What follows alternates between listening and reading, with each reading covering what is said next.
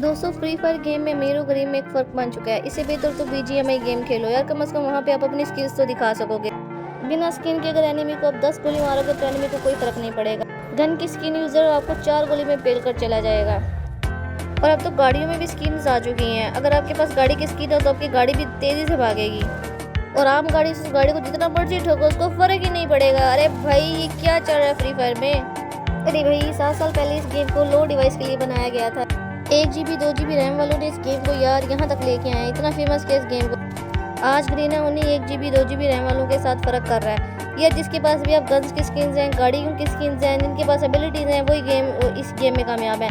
हम जैसे new player जब भी गेम में आते हैं तो प्रो प्लेयर जिनके पास इतना बंडल्स पड़ा है वो सारे हमें मार कर चले जाते हैं। तो यार इससे बेहतर है बीजीएमआई गेम। यार उसको खेलोगे कम से कम ये तो होगा वहाँ पे अपनी स्किल्स तो दिखा सकते हैं।